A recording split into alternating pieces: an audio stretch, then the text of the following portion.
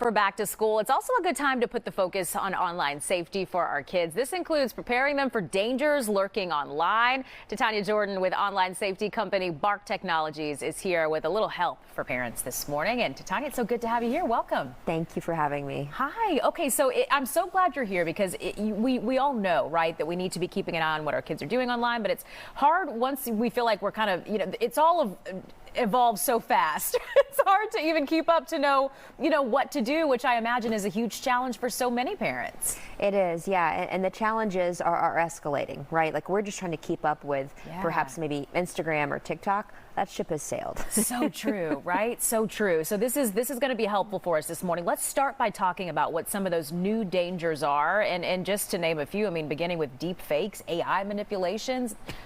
There's a growing list. Yeah, when we talk about AI, artificial intelligence, that's a big buzzword, but parents actually need to pay attention to what that can mean, right? Now, when your children are encountering technology, it's not just real life people, it's artificial intelligence created videos, text, memes, etc., that can exploit them and mislead them, and you might not have any idea this is happening. Yeah, terrifying. Yes. Absolutely terrifying. In addition to doxing, what is that?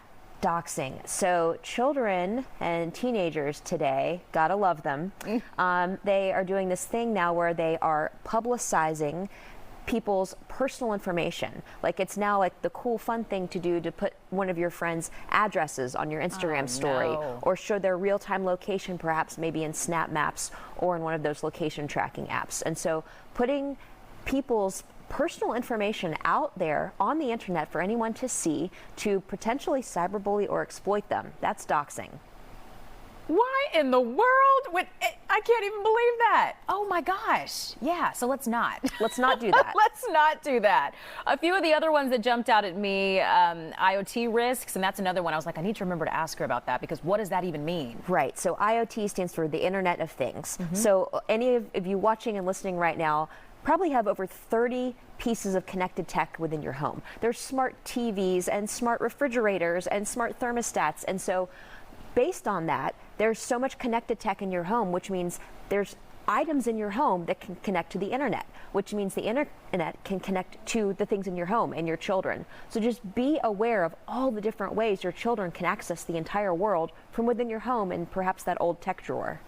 I think that's something that so many of us do. We forget how connected that we are. I mean, everything you just mentioned, it's kind of like, yeah, I have at least 3 or 4 of those, and yeah, definitely worth the conversation. So let's talk about things that we can actually do to protect our kids online. And number one, I just imagine know about what's going on. We have to be educated ourselves, right?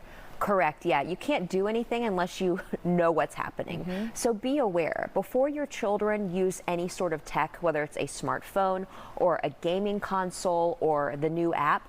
You yourself use it first. Get to know it as the parent, know the landscape, and then talk to your children about it. Educate yourself and your children about what is really happening so you can be in the know.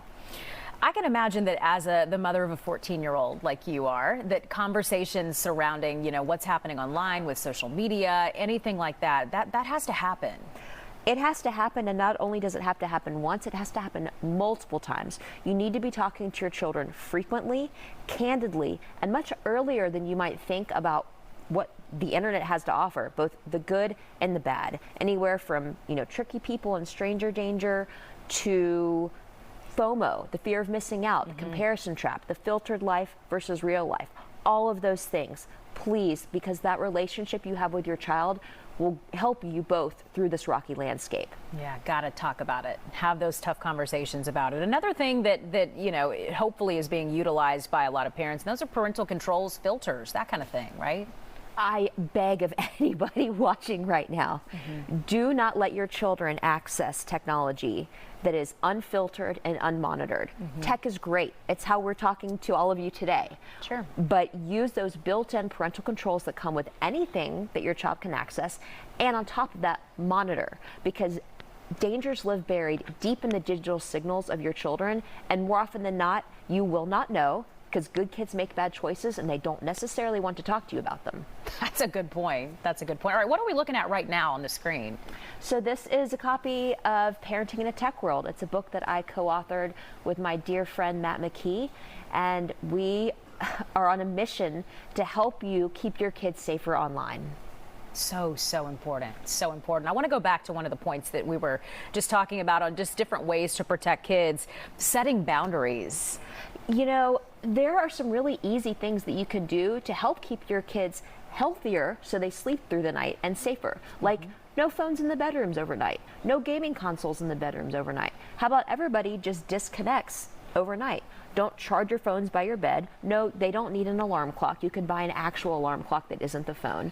You know what I mean? Like there's Right. and leading by example. If you're at the dinner table or having a conversation with them, but you're behind one of these things, that doesn't fly. You have to lead by example and prioritize in real life human communication over everything. Wow.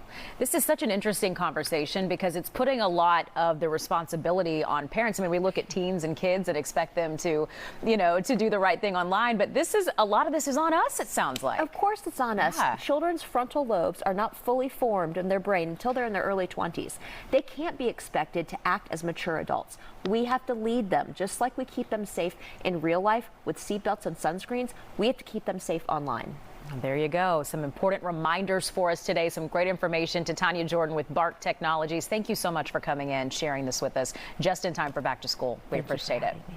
And if you'd like more online safety tips and maybe even just conversation starters, things to even know to be on the lookout for as your kid explores online, you can head to bark.us. You can also find that information on fox5atlanta.com and look under the Good Day section.